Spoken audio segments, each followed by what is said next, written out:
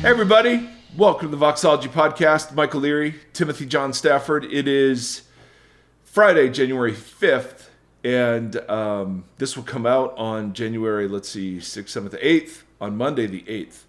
And congratulations, guys. According to Larry David, we can no longer say Happy New Year's after the 3rd. So this is 2024. This is what it's like. And I don't know about you, Timothy, January, February are kind of the pits. I mean, it is the low of the calendar for me. Why? Because you just tipped over the edge of the holidays? Yeah, the holidays, big build up, lots of energy around the holidays. Good. I mean, I'm a football, spectator, so much good football. And then you sort of ride off into the sunset of deep, dark winter. My wife is a Christmas decorator, terror downer, pretty quick. If it were up to me, I'd have it most of the way through January. We go kind of from mid-November to mid-January, but she's already telling me it's going to start disappearing. I know. I just think it's a bit of the letdown from the holidays, but it's also dreary. There are no kind of major breaks, holidays, whatever. Who is the lady that went through and she got real popular a couple of years ago about like purging all your stuff, and if it doesn't give you joy. Marie something. If it Kondo? doesn't spark joy, Kondo. Yeah. So if that brings you joy, according to her, and she was an expert. Yeah. Well, I think I'd get rid of January and February. They don't bring me joy. So I want those months off the calendar. Not at all. Not at all. Maybe as you approach, like whenever you get to retirement age, you can turn those into like hibernation months. Yes. And just hibernate. I kind of have that body type already. So I'm worried what would happen if I unleashed the hibernation. My family and I have watched, speaking of hibernation, all 3 extended editions of Lord of the Rings, all 3 extended editions of The Hobbit.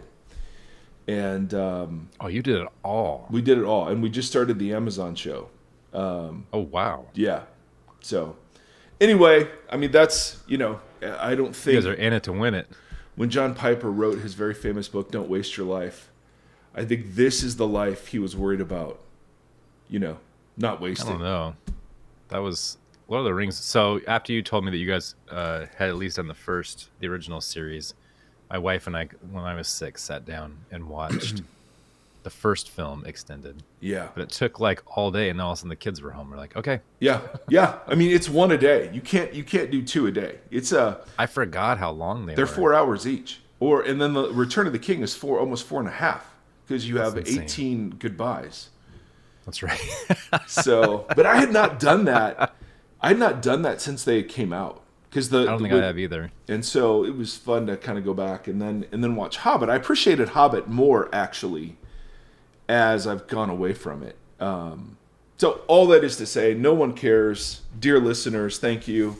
Now, reminder, Nonference. We have loads of people signing up for Nonference, and if you have given us your email, we should have sent you a questionnaire right away. And if you've not received one, email us back immediately. Lisa is the one who is managing the Nonference, and she's on top of things. And so please let us know if you've not received a questionnaire. And if you have any interest, now is the time. We're gonna in the next couple of weeks kind of finalize the list of attendees so people can start. Oh, and somebody emailed in and said they couldn't remember which episode said the email address. Oh, well, here it is. Ready? Yep. Hello@voxpodcast.com. Hello. So we've got that. We are still hearing from people who love some sort of church redemption or restoration, church hurt thing.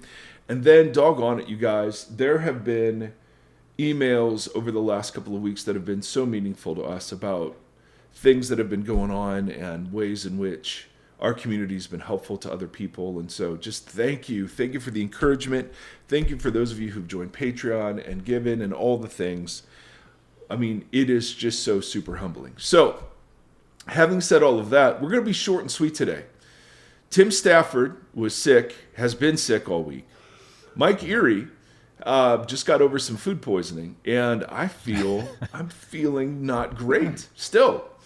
That was 2 nights ago. So we're just going to be short and sweet, guys. We're playing hurt, but the Voxology audience demands consistent content. It doesn't matter if it's good or not. It's just, it needs to be out every Monday, or we literally start hearing from people. It just, yeah. That's right. So we're going to rate this. We're going to pre-rate this content out 3 out of 10. Wow. Yeah, just kind of ahead of time, so you kind of get your expectations aligned. Adjust them accordingly. Yes. We're going to talk about new creation. We're going to take a kind of a different path through new heaven and new earth, with some overlap and repetition. We'll probably do this again next episode because there's so much here. We'll see. It could be a whole thing, could be not a thing. We don't know. All I do know is that as a Ohio State Buckeye, my team is awful, and the team I don't like is fantastic. And it's living in the now and the not yet right now is difficult for me. That's all I'm going to say. That's right.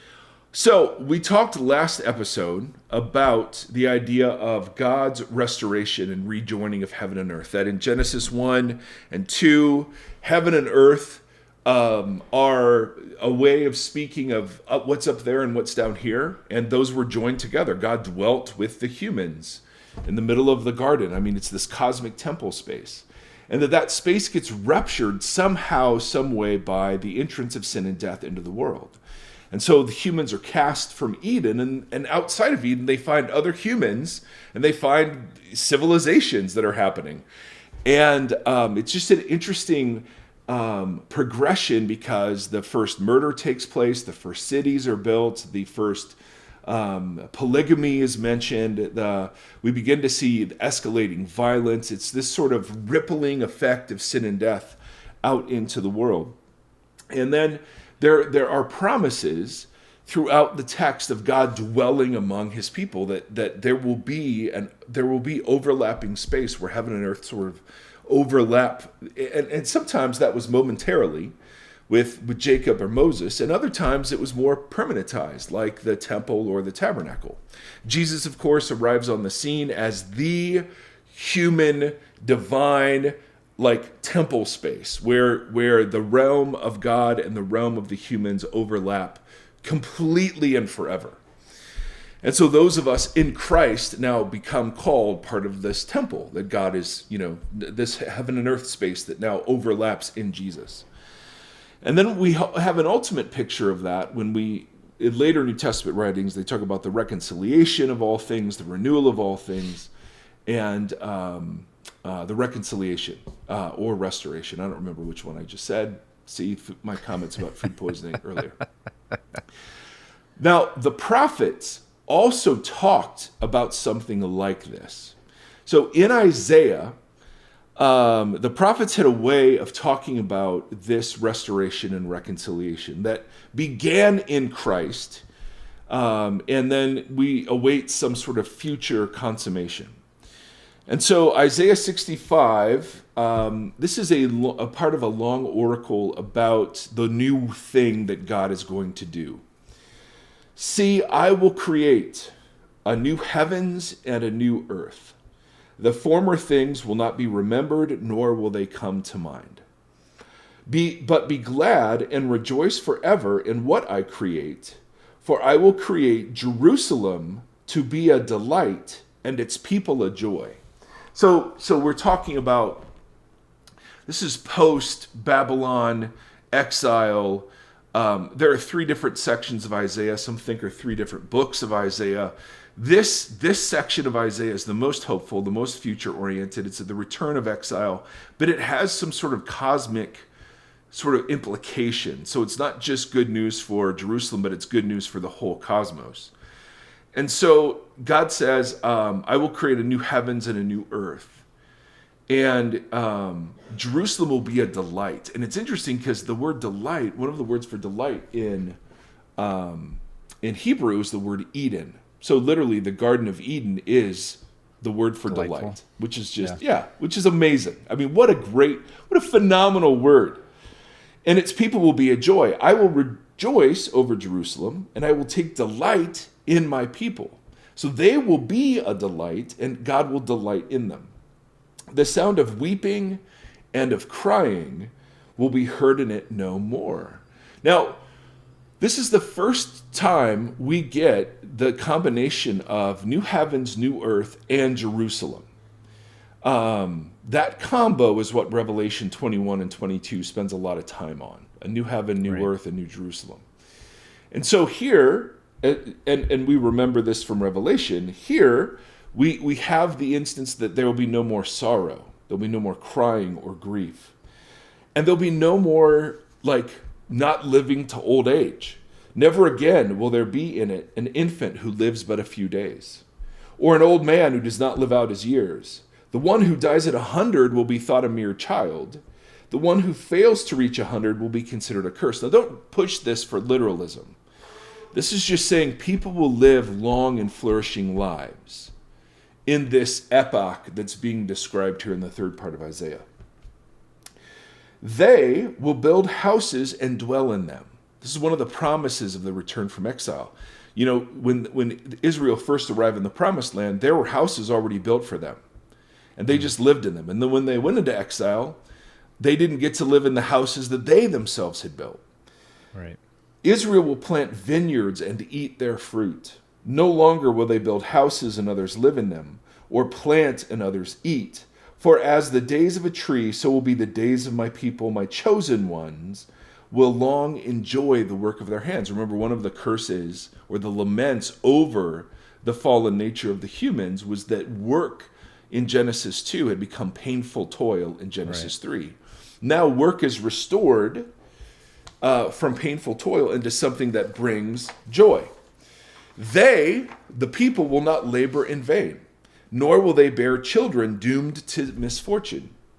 For they will be a people blessed by the Lord, they and their descendants with them. So this is the restoration of covenant promises, but it's sort of tied into this cosmic picture of the restoration of Jerusalem as a new Eden and surrounded by a new heaven and a new earth. It's just interesting the way this gets presented.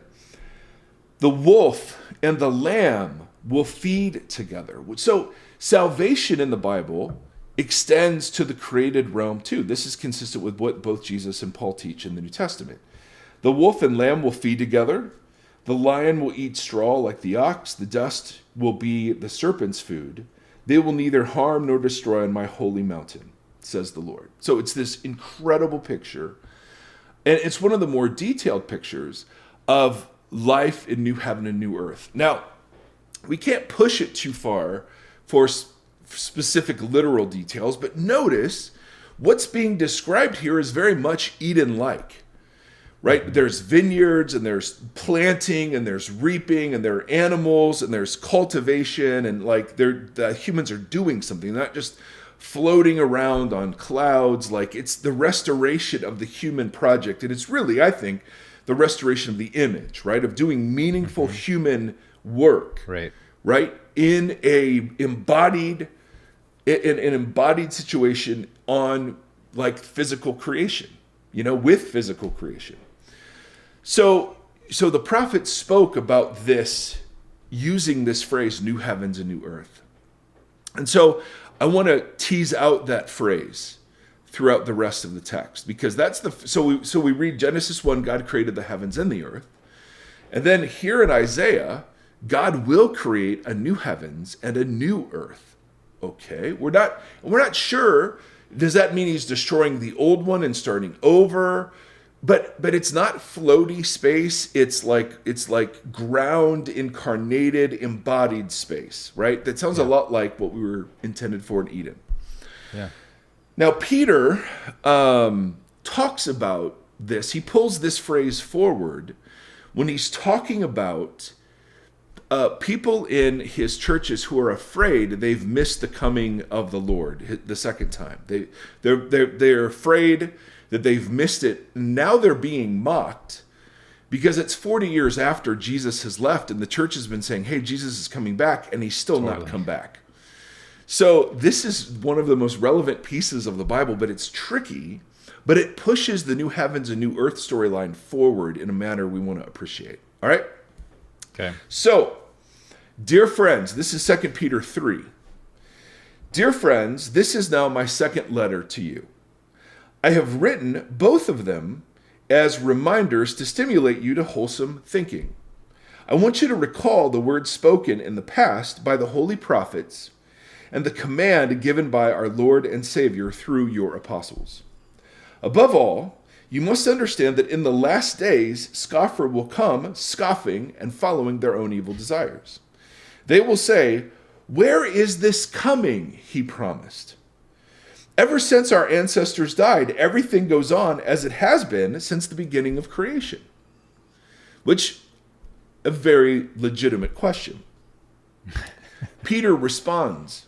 He says, "But they deliberately forget that long ago, by God's word, the heavens came into being and the earth was formed out of water and by water." So this is Genesis 1. This is the Genesis 1 story. Now then notice what he says here. By these waters, the chaos waters, the world of that time was deluged and destroyed. Okay, so he says to those who are scoffing, hey, remember how long ago it was that God, by his word, created the heavens and the earth was created out of the waters. And it was these waters then that God uncreates in the days of Noah. The earth at that time was deluged, and then what was the second word? Do you remember? No. Deluged and destroyed. Oh, yeah. Now, was the earth destroyed? No. In the Noah story? I mean, well, not in... I guess that depends on what you mean by destroyed. Exactly. So was it destroyed? No. Right. In one sense, exactly. In one sense, yes, the earth was destroyed. Right. If by earth we mean the human inhabitants and the animal inhabitants, right? And the cultural remnants. But no, if you mean that the earth itself, the land, somehow disappeared and went away. Like ceased to exist. Correct. So the earth was purified. It was cleansed. It was renewed. It was, it was... The parts that were infecting it were washed away. So Peter, it's just an interesting choice of language. By these waters, also the world of that time was deluged and destroyed. By the same word. All right, so he's talked about the word that made the heavens and the earth out of the waters. And then he talks about how those waters were used to deluge and destroy. Now he references back the word. By the same word, the present heavens and earth are reserved for fire, being kept for the day of judgment and the destruction of the ungodly. So again, not torture, but destruction. Interesting, and we can have all sorts of conversations about that later. Now he goes back to answer the original criticism. But do not forget this one thing, dear friends. With the Lord, a day is like 1,000 years, and 1,000 years is like a day. Now, I've had people use this to say, hey, let's do some counting out of Daniel, and here are thousands of days, and a day equals 1,000 years. Like it's some sort of algebraic equation, and not just some sort of simile, or metaphor. Like, no. It's just time's different from God is the idea. The Lord is not slow in keeping his promise to return, as some understand slowness. Instead, he is patient with you, not wanting anyone to perish, but everyone to come to repentance. The day of the Lord, though, now the day of the Lord, remember, we've talked about this all over the place. It's that day when he comes, it's pictured in Revelation, but it's referenced all over the place, where God comes back to restore the world to the way in which he originally intended. And there is judgment and comfort both on that day. Mm-hmm. The day of the Lord will come like a thief, in the night. The heavens will disappear with a roar, and the elements will be destroyed by fire, and the earth and everything in it will be laid bare. Now, we have to talk about this passage for a second, because this is a passage that people argue from to say that the earth is going to be destroyed, and so it doesn't. Right. this is the Titanic, so your job isn't to fix or care about the earth. Your job is to save souls out of the Titanic into the new ship that God is making. It's all going to burn. It's all going to burn. It's one of the primary passages where that idea comes from. So we have to go Somebody through should make a movie about this and call it something like Thief in the Night, or I don't know. Thief in the Night with a K. K-N-I-G-H-T. There you go. Yes. Okay, so let's walk through this very slowly. The day of the Lord will come like a thief. It will be unexpected, in other words. The heavens will disappear with a roar, and the elements will be destroyed by fire. Now, we've just read an instance where something was destroyed by water, but the destruction there wasn't annihilation and start over. Rather, it was purification. And I'm going to argue that's the same way the word destroyed is being used here. Totally fits the context. The elements will be destroyed by fire, and the earth and everything in it will be laid bare. Now, older translations, like King James, has the phrase, the earth and everything in it will be burned up. And there's a manuscript variant, a set of manuscript variants that have that word. But the later and more accurate research has shown that the word here means laid bare. It's the word where we get the word like eureka. When you discover something that was in there the whole time, but it wasn't obvious. So the picture is of the appearance of the earth dissolving so that its reality can be shown. That's interesting. Does that make sense? So what's true of the earth is now exposed rather than all the pretense of the earth. And earth here, I think, means both the physical stuff of creation and the culture making of the image bearers. And we'll see that in a second. Now, so the heavens will disappear with a roar. The elements will be destroyed by fire. We're arguing that destroyed here doesn't mean something different than destroyed dead 2 verses earlier. It means the same thing, purified. And the earth and everything in it, rather than burning up, will be laid bare, which is totally consistent with the idea of something being purified, that you get rid of all the elements that are artificial and you see what the thing really is. Right. Since everything will be destroyed in this way, again, we're playing the same words. He's not... So this is refining. What kind of people ought you to be? You ought to live... So the question is, hey, Jesus hasn't returned yet. And he's like, you shouldn't be surprised by this. People are going to ask this question in a very sort of scoffing kind of way. What they forget, though, is that God has shown himself, creator of heaven and earth, by his word and using water. And that same water, he purified heaven and earth so that I can speak of the present one that's being kept for fire. But what's that fire going to do? Well, he uses the word that we translate in English is destroyed, but it's a word that can also mean renewed, purified, cleansed, which fits in what we just talked about. And then he says, since that's what's coming, since the great revealing is coming, what kind of people ought you to be? You ought to live holy and godly lives as you look forward to the day of God and speed its coming. Which is so interesting. I've never heard anyone talk about that little phrase. Look forward to the day of God and speed its coming. Like, hurry it up. That's fascinating to me. I have no idea what that means. Okay. That day will bring about the destruction of the heavens by fire, and the elements will melt in heat. Now, again, it sounds like, dude, this whole thing, fire. So the first image he uses is of water. Water purifies and destroys. Now fire burns and destroys. Make sense? So he's using another image to communicate, I think, the same thing. That day will bring about the destruction of the heavens by fire, and the elements will melt in the heat. But in keeping with his promise, we are looking forward to a new heaven and a new earth where righteousness dwells. So we get pulled into, so Peter is taking this image from Isaiah and pulling it forward through the day of the Lord. And he gives us sort of a picture of what the day of the Lord might look like. And he draws an ancient analogy, the water of the flood, and then he talks about how, well, this time it's going to be fire. And so the heavens and the earth will be, again, some say burned up. I argue purified. You can research it yourself, but I think the text is with me on this one. All of this is consistent with the ancient promise of a new heavens and a new earth. Right. Now, there are two Greek words for new. This is really important. And there's the word kainos and the word neos. So neos means new in time, something that didn't exist before. So if I say, hey, a new baby, that's something that has just arrived on the scene, right? Mm-hmm. Or a new band. That means maybe they've existed before, but my awareness of them is brand new in time. It's a time phrase.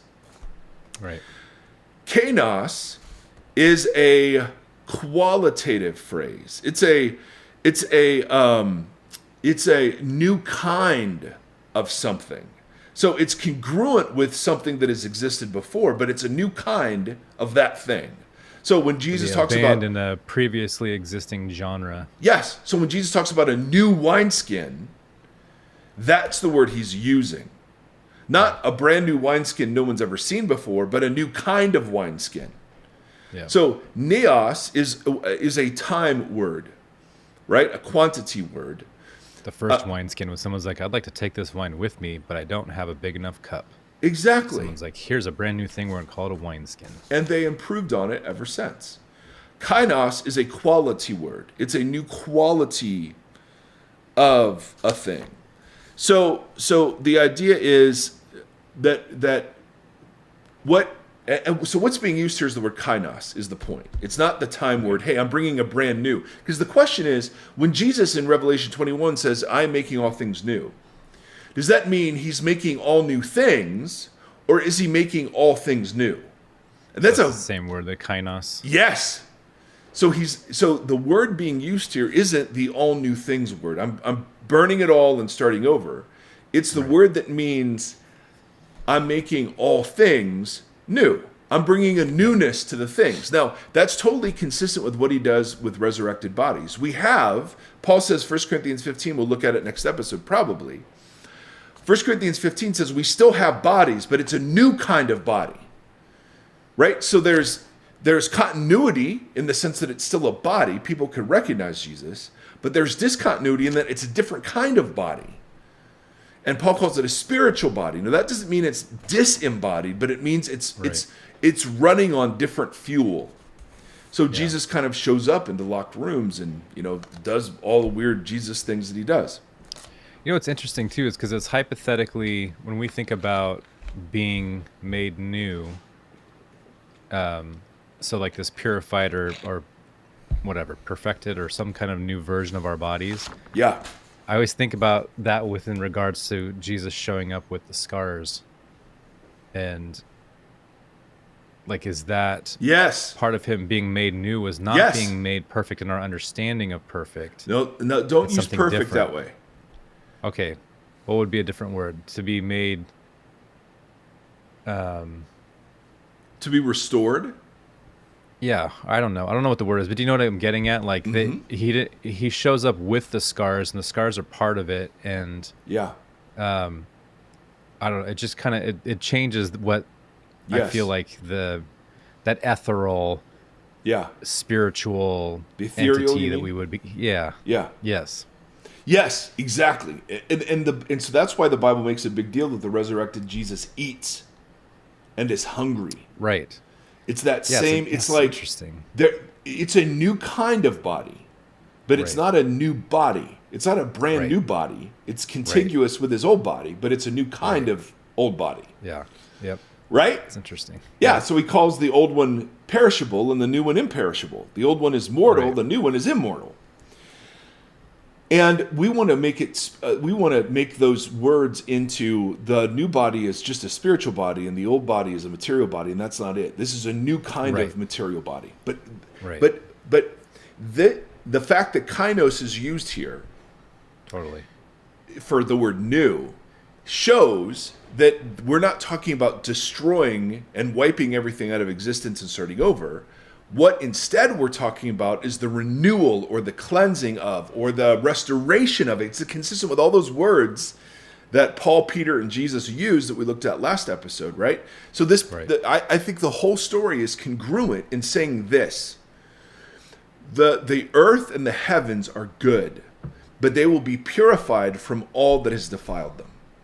Yeah. It's not, God's not trashing them and starting over, nor is he doing that with his people. Right? He's renewing, he's reconciling, he's restoring. That's the point.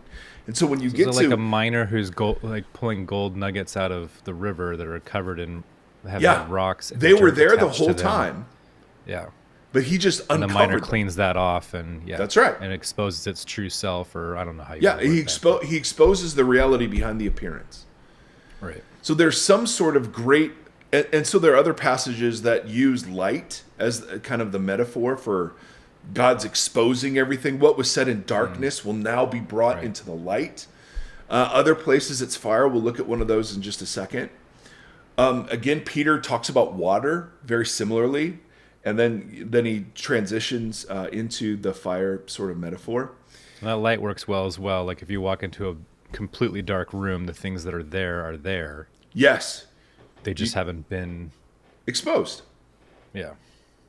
So the beautiful picture we get is that there's some sort of reckoning that has to happen with creation and the human, the human image bearers, and the angelic beings. There's some sort of reckoning that has to take place before heaven and earth can be rejoined, which makes sense, right? I mean, you don't take abusers out of the prison system and then say put them back right next to schools, right? You do the image is that all that somehow corrupts and defiles and pollutes including the humans who've done this, all that does that to creation itself will be destroyed, and that can mean either like thrown into a fiery pit of destruction, or it can mean, hey, it's the things that are not true of this are going to be burned away. All the artifice, all the religious pretending, all the abuse of religious leaders, all that's going to be exposed. It's going to be cast somewhere else, so that heaven and earth can be interesting because I wonder rejoined. how that plays out for like. I was reading something yesterday or 2 days ago, and they're talking about the difference between being the image of God and being made in the image of God and being made in the likeness of God.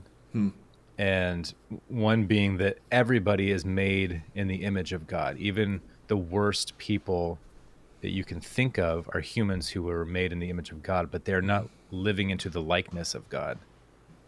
And it was like this kind of like this tension of... Can I put that a different way? Because image and likeness are two ways in Genesis of saying the same thing about all humans. So I don't think those words make that distinction.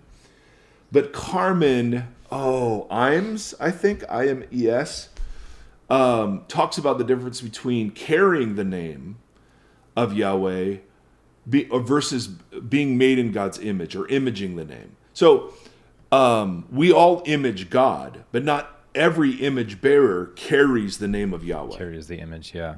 So with that terminology, then, do you think that that's part of what that being made new, or like, does that make sense? Like burning away of things that are not carrying the image of God? Yeah. Well, okay. That's a great question. So you've just set it up. You've just set us up, bro. Oh, I know what I'm doing. I'm pro. All right, so this is how Paul uses this image, all right, that Peter's talking about. Brothers and sisters, this is 1 Corinthians 3. I could not address you as people who live by the Spirit, but rather as people who are still worldly, mere infants in Christ. I gave you milk, elementary teaching, not mature teaching, because you're not yet ready for it. Indeed, you're still not ready. You are still acting like the world does. For since there is jealousy and quarreling among you, are you not still acting like the world does? Are you not acting like just mere humans? For when one of you says, I follow Paul, and another says, I follow Apollos, so you're not acting like normal, like fleshly human beings that don't have the Spirit of God in you? What, after all, is Apollos? I mean, he was a brilliant oratician, right? He was, oratician? Rhetorician. He spoke well, just like I do. What, after all, is Apollos? And what is Paul? Only servants through whom you came to believe. So Paul planted the church. Peter, Cephas, was making the rounds evidently, and that guy walked with Jesus. And Apollos, man, we meet him in Acts, and this guy can speak like nobody's business. And so Paul is not looking good compared to some of these other heavyweights. So the church, shockingly, is divided into different factions. And I know this doesn't happen today. It's so amazing we've grown beyond this. So Paul has to reframe what the heck Paul and Apollos are. So what is Paul and what is Apollos? They are only servants through whom you came to believe, as the Lord has assigned to each his task. I planted the seed, Apollos watered it, but God has been making it grow. All right, so he uses a farming metaphor first. So neither the one who plants nor the one who waters is anything, but only God who makes things grow. The one who plants and the one who waters have one purpose, and they will be rewarded according to their labor. For we are all co-workers in God's service. You are God's field, God's building. All right, so he goes, this is a sentence that transitions into a new picture. So he's been using God's field, right, the image of planting and watering. Now he's going to talk about God's building.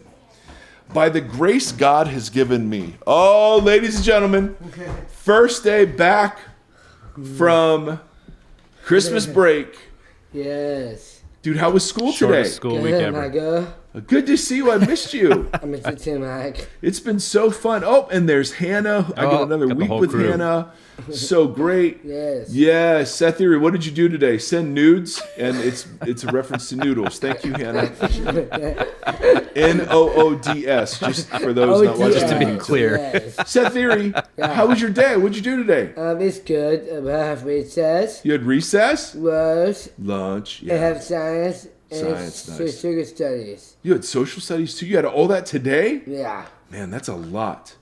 Guess what I saw? What? I saw a video of you in choir Yeah. saying, "Hi, I'm Seth." Hi, I'm Seth. Yeah, it was very good. Anyway, you want to say anything to everybody? Yes. Stack is that. Stack and chat. That's okay. it. Which is what we do with the chairs at the end of our second service Yeah. at our church. Yeah. Thank you, Seth Erie. We love you, bro. I Love you too, Mike. Totally. I was dad for a while, then I was dad Mike. Now it's just Mike. You were Michael there for a second. I was Michael. It was Yeah. great, Michael. Yeah, totally. So Thanks funny. for asking. Oh, so now we're going to switch metaphors to buildings. Building. By the grace God has given me, I laid a foundation as a wise builder, and someone else, Apollos, has been building on it. But each one should build with care, for no one can lay any foundation. Now he's talking about a church, right? So the church was the field. Now the church is the building. And he's talking about church workers. All right, he's not talking about this. This often gets blown up into an image for everyone's judgment, but it's specifically referencing the judgment of he and Apollos and anyone else that's building God's church.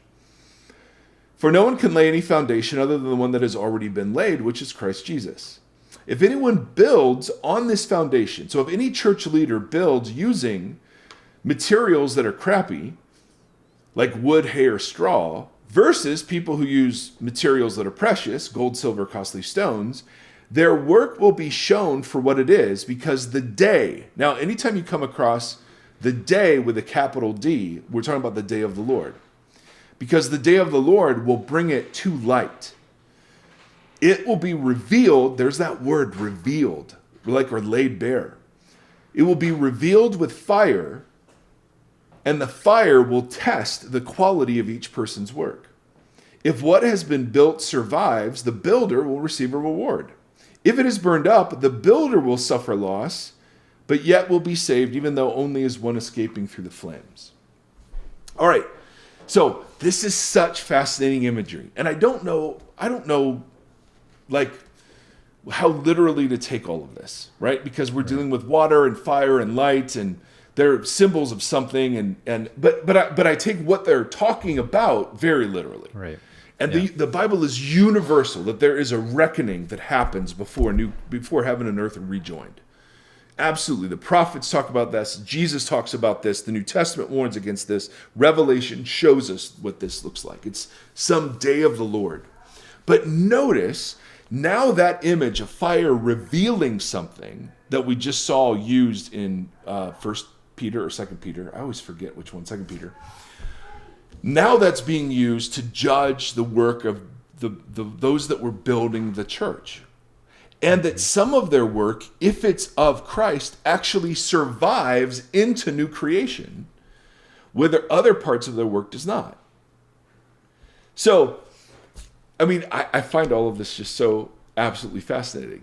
So Paul talking to the church about their fondness and factionalism around church leaders first says, guys, consider a field. Doggone it. God causes the growth on this thing. It doesn't matter who's doing what job. We're all co-workers in this great field of God's. Well, or think of a building, right? There's one foundation, the gospel of Jesus. Jesus is the foundation. I preached it to you. Others are building on it. But we always got to be careful how we build, because what we use to build the church will be tested by the same fire, evidently, that tests everything else. Does that make sense? And it's just so hard not to think about current situations through both of those lenses of what does it mean that we're all even co-workers when we're watching so many celebrity pastor scandals, and then just the way the church, I don't know, just both those metaphors are very pertinent. They are very pertinent, absolutely. So let's draw some threads together through this little. Let's do that. Let's weave. So Genesis 1, God creates heavens and the earth, the heavens and the earth. And it's an up there and what's down here kind of thing. It's not a globe and it's not some disembodied space. The Bible is the story of heaven and earth. And so this beautiful imagery gets pulled forward of overlapping space where heaven and earth meet. And that happens in tabernacle, temple. It comes in Jesus most directly. But then we even see it in the upper room on the day of Pentecost, right? That the tongues of fire, that's a heaven and earth space overlapping, time. Mm-hmm. Yeah.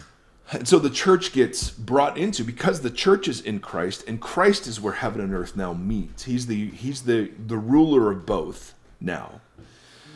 We then, by extension, get called heaven and earth space. The church should be that. But what's interesting, before the Bible gets to the rejoining of heaven and earth, there's work that has to be done.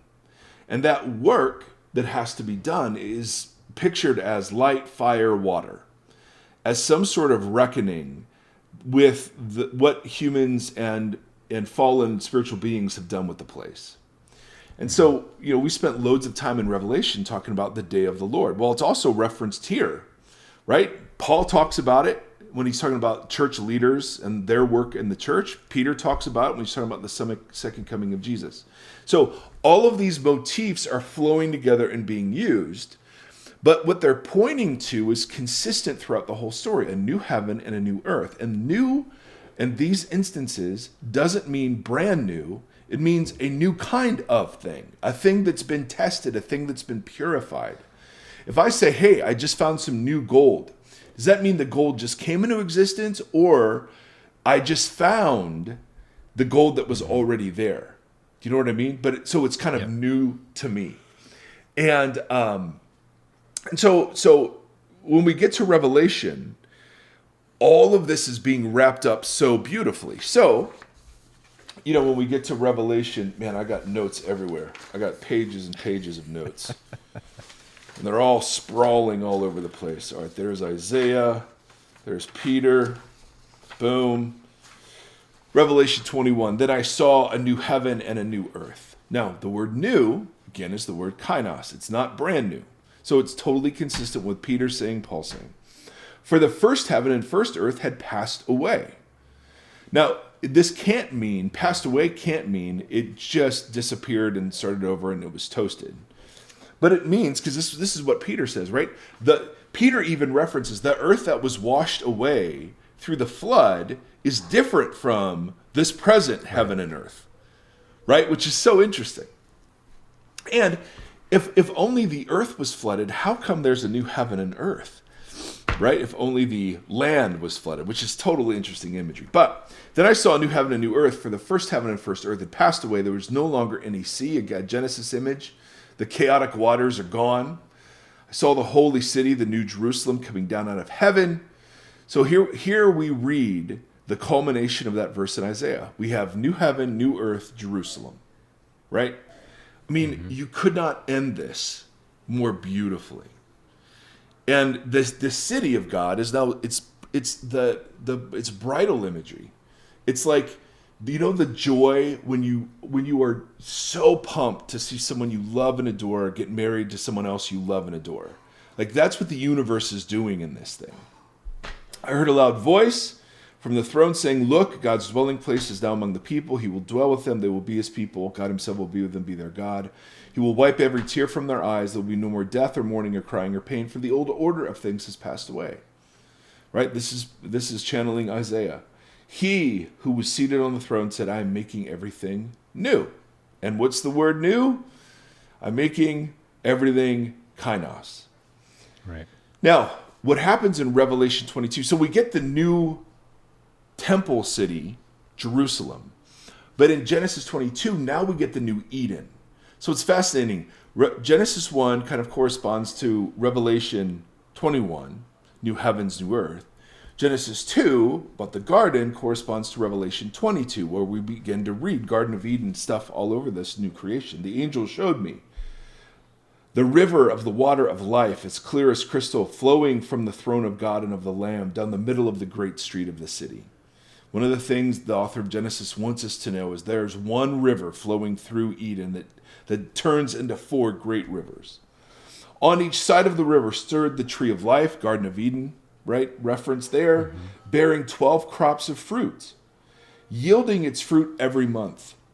And the leaves of the tree are for the healing of the nations, bro. That's one of the best poetic lines in the history of the planet. This is an Isaiah reference. No longer will there be any curse. Again, another Isaiah reference. The throne of God and the Lamb will be in the city. His servants will serve him. They will see his face. His name will be on their foreheads. There will be no more night. They will not need the light of a lamp or the light of the sun, for the Lord God will give them light, and they will reign. Again, kingly words, image and likeness words. They will reign forever and ever. Come on, man. So I don't know how exactly this sucker's going to look, right? No idea. And there's good news and bad news, which is true. The good news is that we look forward to a new heavens and a new earth. The bad news is that there is a reckoning that's coming. For the blood that has been spilt, the unjust suffering that has happened, the lies that have been told, the deceiving of appearances by so-called holy people, all of that, there's a reckoning for. And the images that are used to describe this are things like fire and water and light. And then both Paul and Peter say, so how should we live in light of this? Be holy. Right? If you're leading a church, if you're involved in building the church, then build well and build on the foundation you were given. You don't get to make it up. And for those of us who are not building the church explicitly, you know what I mean? And sort of like, we are to live holy lives. Because by our holiness, we can actually speed the day of his coming, which, again, no idea what that means. But to a certain extent, it's like you're setting the table or you're whatever. I don't know. Like, there's a version of this. It's like we are helping to, or I don't know. We talked about ambassadors, what that word meant before too, and ushering in the kingdom that is here but is coming. And that's right. So to be set apart in a way that's not. That's what's interesting about that idea is being set apart. We've adopted as a specialized club, holy club, or like we're the important ones or whatever. We're higher up, we're better than, but it's supposed to be like this idea of And that's why the foundation thing is such a cool metaphor. Like, oh, you're looking in the wrong, you're starting from the wrong point. Like the foundation has been laid already. Right. Your job is to build. Yes. It's not to reinvent the wheel. Yes. The It's seed to- has already been sown. Your job is to water. Exactly. Yes. Yeah. And anyone else like who's that. watering, that's your coworker. It's like Peter's just like, dude, chill for a second. Like you guys are spinning in all these wrong directions. Let's take a Right. breath. Yes. This is what you're supposed to be doing, and this is how you're Yes. supposed to be doing it together. Instead, Yes. you're doing this other version. You're trying to lay your own foundation, whether Yep. that's on the sand or whatever. And the Blah, blah, reckoning blah. will reveal what it is. That's what it means to have laid. That's what it means to have the earth and its elements will be laid bare. It was funny that we were going through that section. All I could think of was the three pigs. Like the And one they that builds his house out of straw on the rocks, and then the guy that does the Oh, bricks. there you go. See, that's all Bible right there. There So, it is. So for Beware me, the big bad wolf. so next episode, I think we've got a couple interviews coming up. So I don't know if it'll be the next one, but I want to talk about then what is hell, because if the Bible is the story about heaven and earth and not heaven and hell, then what function does hell serve in the biblical story? And so I want to talk a little bit about that. And then I also want to talk about, if this is where the story's going, why the resurrection of Jesus matters. And so those are the two topics I feel like that are kind of left hanging at this point. But you can see where, if you're a church of 15 people in a city in the Roman Empire, and you're beginning to see two things happen simultaneously. On the one hand, Rome is growing more and more bold in demanding worship for its emperors, but its city, for its whole thing. Yeah. And there is a cult that's grown up, competing with all the other cults in Roman society. But this one demands, no matter what other cult you belong to, you must say yes to this. And then on the other side of that, you're no longer considered part of Judaism, which had protections. Right. And so now you're uniquely vulnerable to economic pressure, to social pressure, ultimately to political pressure. That's not happening yet, but it's starting to. Yeah. And maybe your congregation isn't feeling it, but there are others who have succumbed to teaching that has said, hey, we can collaborate with these guys. So they won't say it that way. They'll just say, listen, this part of the Roman Empire isn't bad. Or if So, the church is going to survive, we have to. Yeah, totally. And so what John unleashes upon them is, in Revelation 1, a vision of the risen Christ, drawn from Old Testament imagery about Yahweh.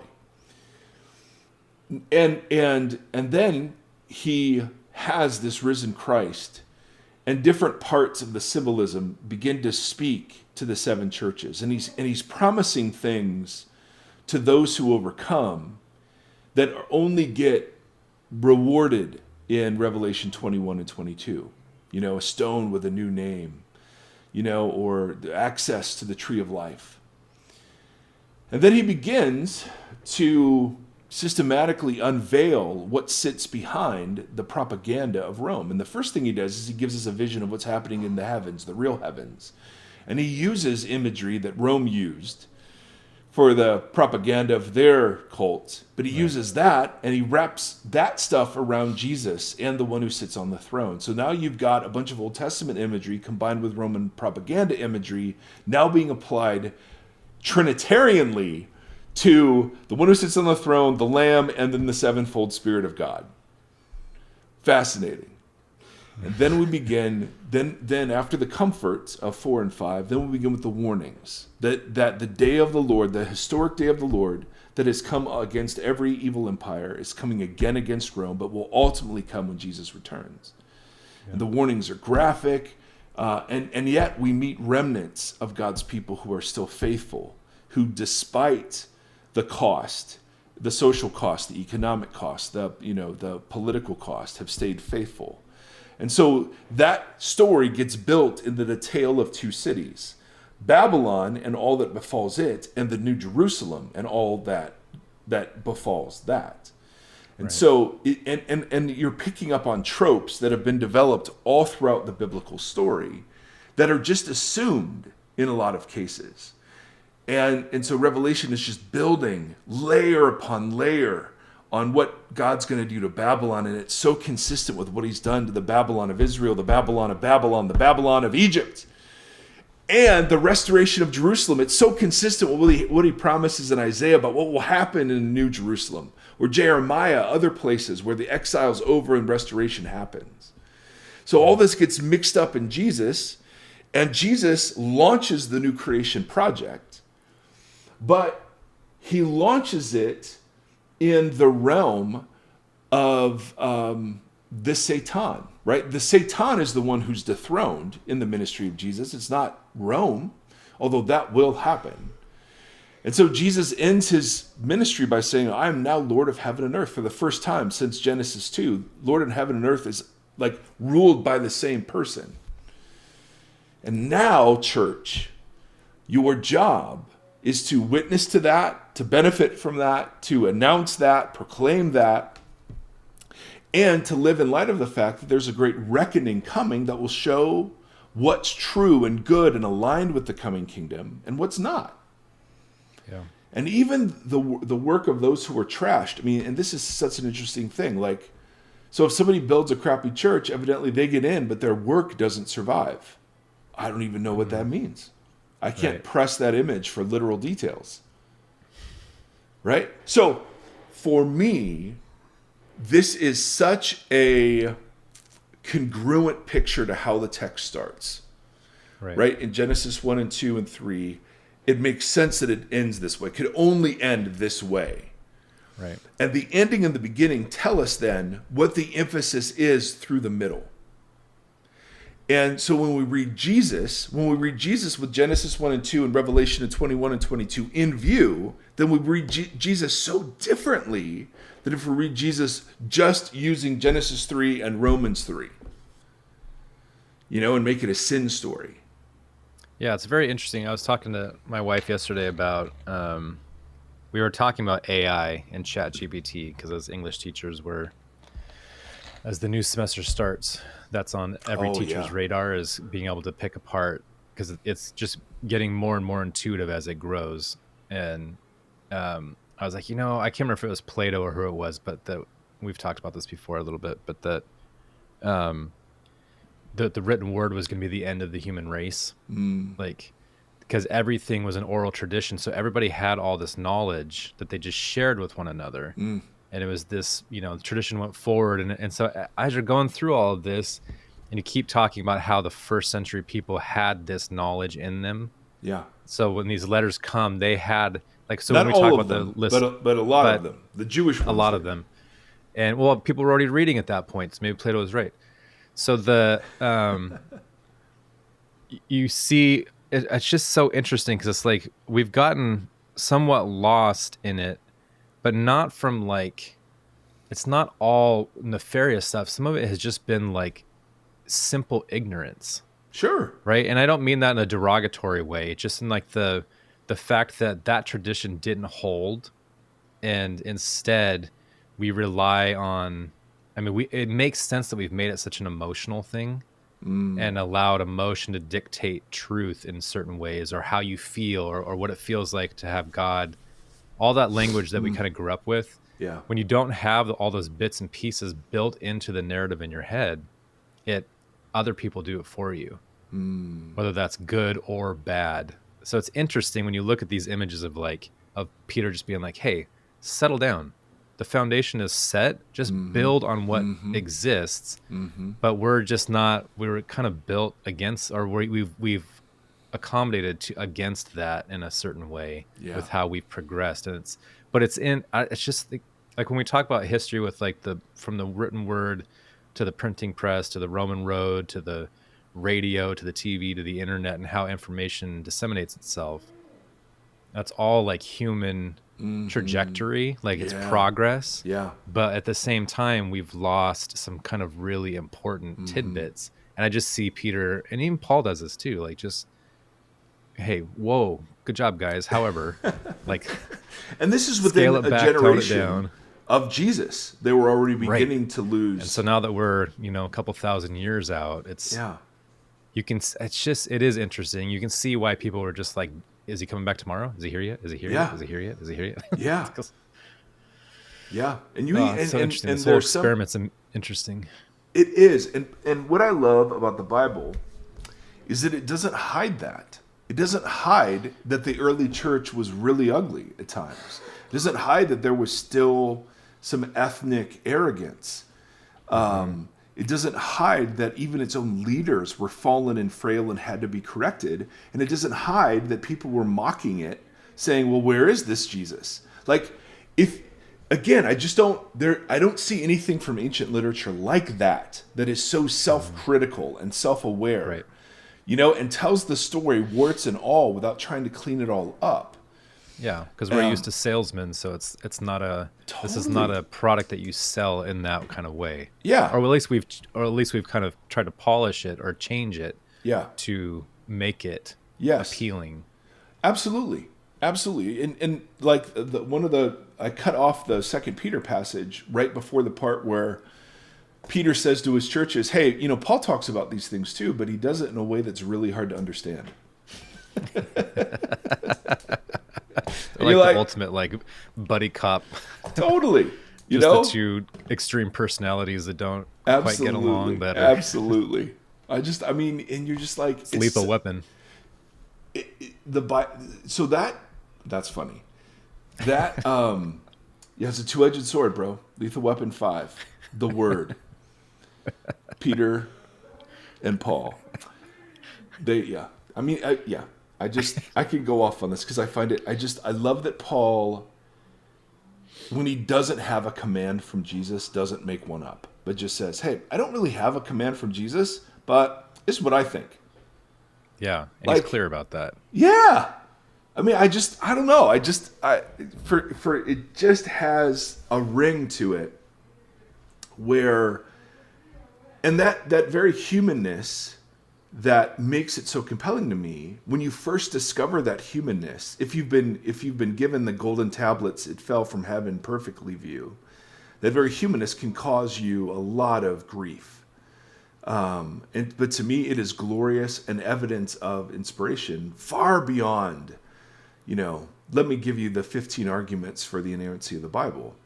Although I'm not, we've talked all about this, so I don't have to get into it. But all that is to say, I've always really trusted pastors too. They get up there and if someone asks a question and they're just like, I don't know.